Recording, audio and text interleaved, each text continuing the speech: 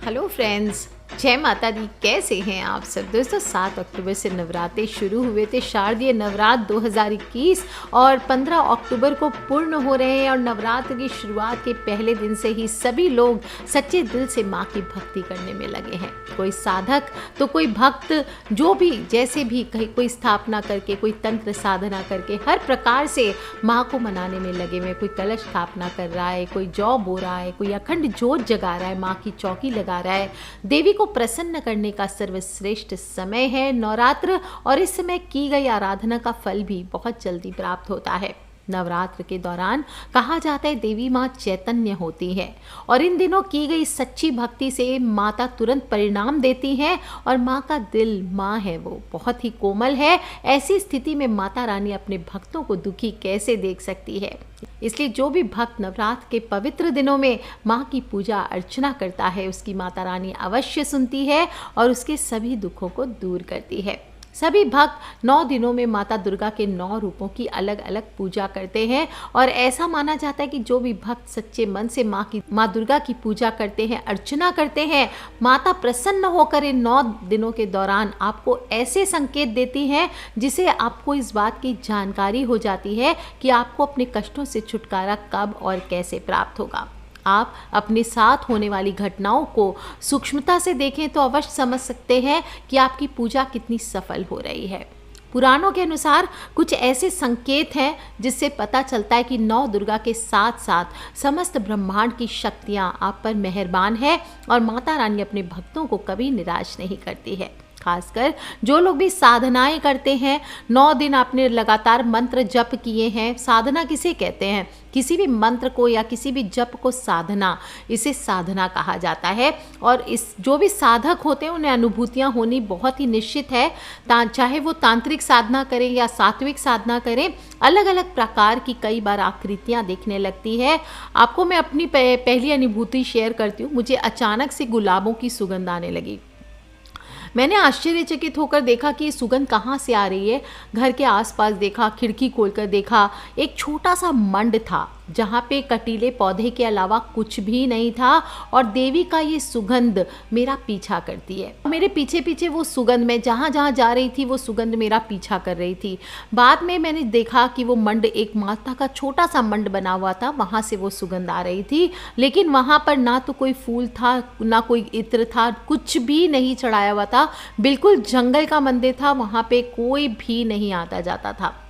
दोस्तों, इसके अलावा कई बार ऐसा होता है मंदिर के घंटे की ध्वनि कानों में सुनाई देने लगती है। ये भी बहुत शुभ संकेत होते हैं। मंदिर के घंटे की ध्वनि, कोई भजन या कोई भी ऐसी बातें जो धर्म कर्म से जुड़ी हुई हो, ये सभी बातें अगर आपके साथ होने लगे तो शुभ संकेत होते हैं। इसी प्रकार कभी कभी जब मंत्र सिद्ध करते हैं या विशेष पूजा पाठ करते हैं तो उसमें डर लगने लगता है। कभी कभी मन पूजा से उचाट होने लगता है। मैं अपने भक्त का नाम नहीं शेयर करूंगी, लेकिन हमारे परिवार के एक सदस्य हैं जिन्होंने ये देखा कि अब आधी पूजा करने के बाद उनका मन बिल्कुल पूजा से उचाट हो गया। वो कहती कि दीदी मुझसे और हो ही नहीं सकेगा, मैं इसके आगे माँ की पूजा नहीं कर सकती हूँ, मेरे से अब नहीं, एक दिन भी पॉसिबल नहीं है। आपको बता दूं, ये साधक होने के लक्षण हैं। आपके अंदर की नेगेटिव जो बाहरी शक्तियां होती है वो आपको परेशान करती है, क्योंकि आपके अंदर की नेगेटिविटी इस दौरान बाहर आ रही होती है, और वो आपको पूजा पाठ नहीं करने देती है। क्योंकि क्या होता है, बुरी चीज़ें अच्छी लगती है तो वो शरीर को पकड़ के रखती है। सभी मंत्र सिद्धि में ऐसा नहीं होता है, परंतु कुछ मंत्र ऐसे होते हैं जिन्हें अगर आप सिद्ध कर रहे होते हो उस समय साधक को बहुत सावधानी रखनी चाहिए। और जब अक्सर आप मंत्र जब करना, कहीं से भी सुन के, नेट से सुना, अरे माँ का ये बड़ा शक्तिशाली मंत्र है, मेरे को ये चाहिए, धन चाहिए, मेरे को ये पर्सन से अटैच होना है, वशीकरण करना है, और आप वो मंत्र जपना शुरू कर देते, उस समय अक्सर ऐसी अनुभूतियाँ होने लगती है। बहुत ध्यान देना चाहिए, क्योंकि आप पैरानॉर्मल एक्टिविटीज़ को अट्रैक्ट करने की कोशिश कर रहे हैं। जहाँ भगवान अट्रैक्ट होते हैं तो साथ साथ नेगेटिव शक्तियाँ भी अट्रैक्ट होती है, और इसीलिए सुरक्षा घेरा आदि बना करके किसी जो ट्रेंड गुरु होते हैं इनके अंडर में ही बैठ करके आपको तंत्र साधना आदि करनी चाहिए। हमेशा बताती हूँ, सुरक्षा घेरा ज़रूर बनाएं। और ये शक्तियाँ साधक को किसी प्रकार का ज़रूरी नहीं कि अहित पहुँचाने के लिए कुछ करना चाहती है, बल्कि एहसास कराना चाहती है कि आप अपनी साधना की तरफ आगे बढ़ रहे हैं। साधना पथ पर जब भी एक साधक आगे बढ़ता है तो कई बार नींद में अचानक से चमक चमक के उठने लगता है। आधी आधी रात को नींद खुलने लगती है। अक्सर 2 से 4 बजे के बीच में साधक जाग जाता है। इसका अर्थ ये होता है सीधा सीधा कि आपके अंतःकरण में बहुत कोई गतिविधियाँ चल रही है। और कई बार गहरी सांस आप लेते हैं, उसकी वजह से भी आप जाग जाते हैं। इससे घबराने की ज़रूरत नहीं है। नींद भंग होने के बाद दोबारा सोने के लिए नहीं अगर जा सक रहे हैं आप, तो कोई भी आप धार्मिक किताब पढ़िए, भजन कीर्तन करिए, कोई भी देवी देवता का मंत्र जप कर लीजिए और अपने आप आपके मन में पावन विचार प्रस्फुटित होने लगेंगे। दोस्तों, ये समय बहुत कष्टदायक होता है। जब इस प्रकार के सिम्टम्स मिलते हैं तो आपको इस दौरान चलते चले जाए, कहते हैं ना राही चल चला चल, वैसे ही चलते चले जाना चाहिए, रुकना नहीं चाहिए इस दौरान। और डरावने सपने आपको आने शुरू हो सकते हैं। निंद्रा से आप अचानक से जाग सकते हैं। भय आक्रांत को लगता है, डरावनी डरावनी चीज़ें आपको दिखाई दे रही है। जैसे कई बार किसी किसी को युद्ध के सपने आने लगते हैं, लगता है कहीं किसी मारकाट लड़ाई झगड़े वाली जगह में है। कभी कभी राक्षसों के सपने आते हैं आपको, जैसे राक्षस आपका पीछा कर रहे हैं, आप कहीं पहाड़ों पे भागते जा रहे हैं, कोई आपका पीछा करते चला जा रहा है। ये सभी चीज़ों का अर्थ यही होता है कि जब आप मंत्र जप आदि शुरू करते सच्चे दिल से, तो पुरानी जो आंतरिक ऊर्जा होती है वो आपकी बाहर निकल रही होती है, आपकी नेगेटिविटी बाहर निकल रही होती है। और उस स्थान पर जहाँ पर बैठकर आप साधना कर रहे हैं, वहाँ से कोई ना कोई पॉजिटिव ऊर्जा आपके अंदर ज़रूर प्रवेश करेगी। अतीत की जो ऊर्जा होती है वो अक्सर युद्ध, लड़ाई, मार काट, लगता है जैसे आप कोई ज़माने में हिटलर होंगे या कोई पोरस होंगे। इस तरह के आपको युद्ध के चित्र या महाभारत के युद्ध के चित्र आदि आपके मानस पटल पर आपको दिखाई दे सकते हैं। और बस यही करना है आपको, एकदम बिल्कुल सावधान होकर के। ये जो भी आते हैं आपको कुछ नहीं, बीच में हारना नहीं है, घबराना नहीं है, बीच में छोड़ना नहीं है, चलते चले जाना है आपको साधना की ओर। साधक सक्रिय रहा तो ये दौर साधक पार कर जाता है। और एक और अनुभूति प्रमुखता के साथ इस अवधि में होता है, वो स्वयं में लीन होने लगता है, अपने आप से बातचीत करने लगता है, ज़्यादा से ज़्यादा अपने आप के साथ समय बिताने लगता है। और कई बार ऐसा लगता है साधक को, लगने लगता है भले वो चुपचाप बैठा होता है पर उसको लगता है कि मैं बहुत देर से चिल्ला रहा हूँ। ऐसी उसको फीलिंग्स होने लगती है कि जैसे थक जाता है अचानक से, बैठे बैठे ही लगता है कि वो किसी से कुछ बात नहीं कर रहा होता है पर लगता है कि बहुत देर से चिल्ला रहा है। कई बार कुछ साधक इतने अंदर से तप से ग्रस्त हो जाते हैं कि सामने वाले से आप कुछ बात नहीं कर रहे होते, कुछ बोल नहीं रहे होते हैं, लेकिन उसको लगता है कि आप बहुत ज़ोर ज़ोर चिल्ला रहे हैं, आप बहुत तेज़ तेज़ बात कर रहे हैं। तो ये सभी चीज़ें आपके नया स्तर विकसित होने का द्योतक होता है। साधक को कभी कभी ऐसा भी लग सकता है कि मैं पागल होते जा रहा हूँ, पर वास्तव में ये पागलपन नहीं होता है, ये चेतना का विकास होता है। साधक नई ऊर्जा में आगे बढ़ने की प्रक्रिया में होता है। इसलिए इन सब चीज़ों को अगर होते हैं आपके साथ, आप जब साधना कर रहे हैं या माँ के पाठ कर रहे हैं, ध्यान कर रहे हैं, मंत्र जप कर रहे हैं, तो अपने आप से ज़्यादा ना उलझें इन चीज़ों को। कई लोग बोलेंगे अरे ये हो जाएगा, ये हो जाएगा, ऐसा नहीं, घबराना नहीं है। ये सब बड़ी नेचुरल सी चीज़ें हैं और जो भी साधक होते हैं हर किसी के साथ ऐसी चीज़ें होती है, तो इनको एक्सेप्ट करें और इनको बिल्कुल नॉर्मल सी चीज़ें रहने दें, इनकी ज़्यादा गहराई में उतरने की कोशिश ना करें। इसके अलावा ये तो वो एक साधक तंत्र साधना आदि जो करे, मंत्र जप करे, जो सच्चे साधक है उनके लिए। इसके अलावा ये तो बहुत गहरे संकेत हैं, कई बार हल्के हल्के संकेत भी दिखाई देते हैं। जैसे सुबह सवेरे आप घर से बाहर निकल रहे हैं तो गौ माता के दर्शन हो जा रहे हैं आपको, तो समझिए आगे आपके साथ कुछ अच्छा होने वाला है कि आपने रात में साधना आदि करी, सुबह उठ करके जैसे ही निकला घर से बाहर आपको गौ माता के दर्शन हो जाए।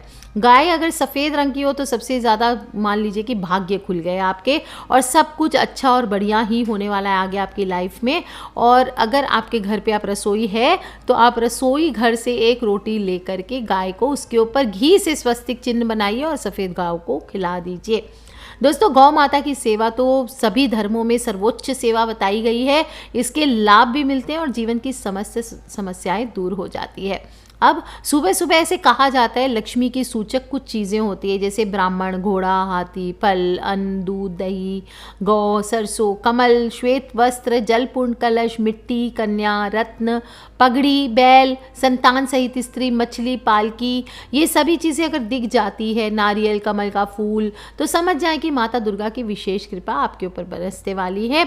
और विशेष रूप से 16 श्रृंगार को हमारे धर्म में बहुत बहुत महत्व दिया गया है। शुभता का संकेत माना गया है। कहा जाता है जिस घर की स्त्रियां 16 श्रृंगार करती है नवरात्र में, वहां सुख और समृद्धि अपना बसेरा बनाकर वास करती है।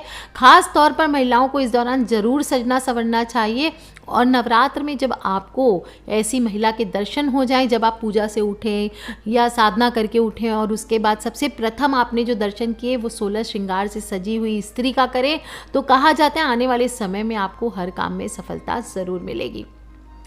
नवरात्र के अवसर पर आप अगर कहीं जा रहे हैं सुबह सुबह और आपको 16 श्रृंगार में महिला दिखाई दे जाए, तो समझ जाइए आपके परेशानियों के दिन अब लद चुके हैं और आने वाले दिनों में आपके ऊपर माँ लक्ष्मी की कृपा ज़रूर बरसेगी। आपको अगर कोई मुश्किल घेर भी लेगी तो आप ये नहीं कि उसमें बिल्कुल फंस जाएंगे, कहीं ना कहीं से कोई ना कोई रास्ता ज़रूर निकल जाएगा और आपको जो भी काम आप करेंगे उसमें आपका भविष्य में आपको सफलता ज़रूर मिलेगी। अगर आपको नवरात्र में हरे रंग के गन्ने दिखाई देते हैं तो कहा जाता है निकट भविष्य में ये आपके लिए धन संबंधी परेशानियों के नाश का सूचक होते हैं। अगर कोई धन संबंधी आप किसी चीज़ में हाथ डाल रहे हैं, इन्वेस्टमेंट कर रहे हैं, तो ये आपको बड़ा लाभ देने वाले हैं। बट ऑब्वियस है ऐसा नहीं करना है कि जाके नुकसान वाली चीज़ में पैसे डाल दिए, बोले कि दीदी ने तो कहा था कि भाई अब तो प्रॉफिट होने वाला है, ऐसा नहीं करना है। आपको पहले सोच समझ करके इन्वेस्टमेंट करना चाहिए। गन्ने देखना शुभ माना जाता है। कहा जाता है गन्ने से भरा कोई ट्रक हो या कोई दूसरी गाड़ी हो तो इसे देखने के बाद आपको फिर दोबारा से पीछे मुड़कर नहीं देखना चाहिए। यह आपके दुर्भाग्य को दूर करता है, सौभाग्य का स्वागत करता है। अगर आप नींद से जगे और आपको दूध या दूध का बर्तन दिख जाए तो ये भी अच्छे संकेत की ओर इशारा करते हैं और आपका आने वाला समय मंगलकारी होने वाला है, ऐसा बतलाते हैं। दूध का प्रयोग हर काम में लगता है। पवित्र पेय है और इसे गौ माता से हमें प्राप्त करना चाहिए। वही दूध का इस्तेमाल आपको माँ दुर्गा की पूजा में करना चाहिए।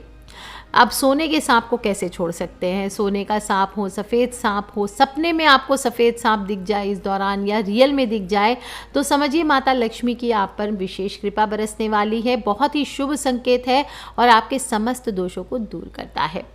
अच्छा, एक चीज़ है वो है बहुत इंपॉर्टेंट, विशेषकर ये दिवाली तक ऐसा ही चलता है। नवरात्र से, शारदीय नवरात्र से दिवाली तक रात को उल्लू के अगर दर्शन हो जाते हैं तो इसका अर्थ है कि धन का नुकसान होने वाला है। लेकिन आपको सपने में माँ लक्ष्मी का वाहन उल्लू नज़र आ रहा है तो आपको बहुत जल्दी कोई बड़ा धन लाभ होने वाला होता है और आपकी धन संबंधी कोई समस्या है तो वो जल्दी ही दूर हो जाएगी। ये संकेत बताते हैं कि आपके अच्छे दिन आने वाले हैं और इसलिए धैर्य से काम लें, ईश्वर पे भरोसा रखें। और कंजक पूजन का विशेष महत्व है। 2 साल की कन्या से लेकर 9 वर्ष तक की कन्या को भोजन कराना, प्रसाद भोग लगाना ये अनिवार्य माना गया है। और आहुति हो, उपहार हो, भेंट हो, पूजा पाठ हो, दान हो, इससे माँ इतनी खुश नहीं होती जितनी कंजक पूजन और लोगड़ा पूजन से होती है। इसलिए अपने भक्तों को सांसारिक कुछ कष्ट इसलिए सभी भक्तों को सांसारिक कष्टों से मुक्ति के लिए इस दौरान माँ की पूजा करनी चाहिए और उनके निमित्त हवन करना चाहिए। और 9 दिन में एक चीज़ और ध्यान रखें कि अगर कोई कंजक आपके हाथों में अपने तरफ से सिक्का थमा दे आपको तो समझ जाएं कि निकट भविष्य में धन की देवी आपके घर में वास करने वाली है। तो दोस्तों ये सभी संकेत सकारात्मक ऊर्जा के कारक है, प्राकृतिक रूप से खुशियों के कारक है। और अगर आपको भी अगले 10 दिनों के अंदर ये संकेत मिले तो इन्हें नोट करके रख लीजिए और समझ जाइए कि आपका मंगल जल्दी ही होने वाला है। आपको अगर कष्ट आएंगे भी तो बहुत ही हल्के होकर के बिल्कुल वो निकल जाएंगे आपकी ज़िंदगी से। और अगर मिलते हैं आपको ये संकेत तो समझ लीजिए कि आपकी लॉटरी लगने वाली है, आपकी हर मनोकामना पूरी होगी। समस्त ब्रह्मांड की शक्तियाँ आप पर मेहरबान है। आपको क्या संकेत मिले हैं? अगर आपने भी कोई साधना की और उसके संकेत मिले हैं तो आप मुझे वीडियो के नीचे लिख के शेयर कर सकते हैं। मैं आपको ज़रूर बताऊंगी कि वो संकेत का एक्चुअल अर्थ क्या है। सो आज के लिए इतना ही दोस्तों, और खिलखिलाते रहे, मुस्कुराते रहे, सब्सक्राइब करके रखें ताकि आने वाली वीडियो से आप और मैं कनेक्टेड रह सकें। और अपने फ्रेंड्स, फैमिली, मम्मी पापा, भाई बहन, बच्चे सभी लोगों से इसे शेयर करें। जो भी संकेत उनको मिले हैं आप वो भी हमसे शेयर कर सकते हैं और मैं उसका अर्थ आपको ज़रूर बताने की कोशिश करूँगी। आज के लिए इतना ही दोस्तों, खिलखिलाते रहे, मुस्कुराते रहे। Take care friends, love you all. जय माता दी, बम बम भोलेनाथ की जय, दुर्गा मैया की।